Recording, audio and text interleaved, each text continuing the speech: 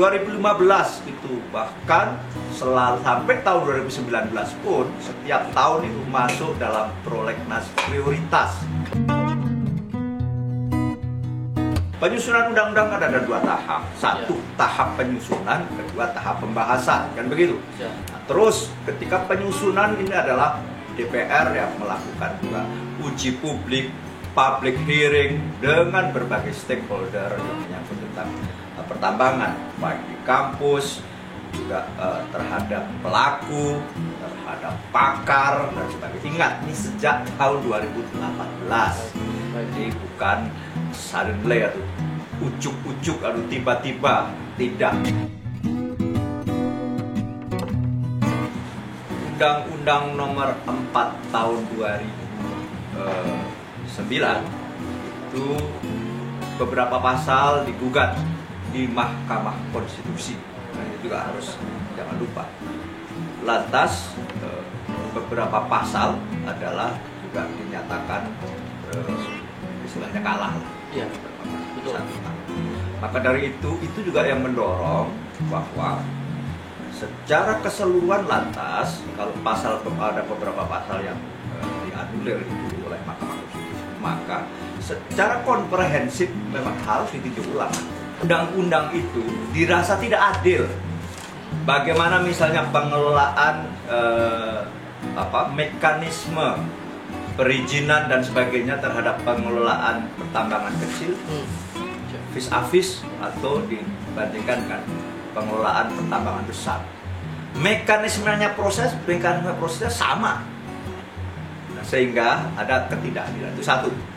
Kedua juga dengan munculnya Undang-Undang 23 ya tentang pemerintahan dalam negeri, di mana kewenangan antara pemerintah daerah dan provinsi juga sudah berubah. Padahal di situ ditegaskan bahwa di Undang-Undang nomor 4 tahun 2009 itu ada kewenangan ada di kabupaten kota, kan begitu. Sedangkan Undang-Undang nomor 23 lantas yang dimaksud daerah adalah provinsi. Nah, misalnya begitu. Lantas ini terjadi disharmoni dalam konteks tata kelola menyangkut pertambangan ini, perizinan misalnya. Dengan implikasi yang luar biasa. Sebelum keluarnya Undang-Undang 4 nomor tahun 2009 itu kan kurang lebih izin pertambangan se-Indonesia itu mencakup misalnya keluar lebih 225-an. Tapi dengan keluarnya itu lantas meledak menjadi puluhan ribu, itu yang terjadi. Dan apa implikasinya adalah implikasinya satu, tumpang tindih. Terlebih dari itu adalah menimbulkan social unrest, ketegangan sosial terhadap pertambangan. Kita dengar konflik-konflik horizontal di daerah tambang muncul. Kenapa? Karena itu tadi sebegitu mudah ya, Undang-Undang nomor 4 itu dengan kewenangan diberikan kepada pemerintah daerah tingkat 2 kabupaten kota, sehingga meledaklah perizinan pertambangan, sehingga tata kelola termasuk mekanisme kontrol terhadap pertambangan itu sangat rentan. Bahkan ada adigium menjelang pilkada dipastikan ada ratusan izin baru pertambangan. Ini kan sangat tidak apa yang disebut tidak benar. Kenapa? Dengan tata kelola yang tumpang tindih, akhirnya semua tidak mendapat apa-apa. Negara juga tidak mendapat pemasukan keuangan negara yang optimal. Demikian juga rakyat dan sebagainya. Nah, inilah aspek-aspek yang memang selayaknya Undang-Undang nomor 4 tahun 2009 untuk direvisi. Itu jelas tidak betul. Jelas undang-undang setidaknya harus mencakup 4 aspek setidaknya, bisa lebih. Satu, memberi kepastian hukum. Dua, memberi kepastian usaha, karena apa? Ini menyangkut tata kelola kepengusahaan, harus juga memberi kepastian. Ketiga, harus memberi manfaat ekonomi sosial yang lebih baik dari kalau tidak ada undang. Keempat adalah ada aspek sustainability, ada kesinambungan. Dan bagi pemerintah kita tidak punya kepentingan untuk berpihak kepada si A atau si B gitu. Tapi kita berkepentingan untuk berpihak kepada siapa yang membawa manfaat sebesar-besarnya bagi masyarakat luas.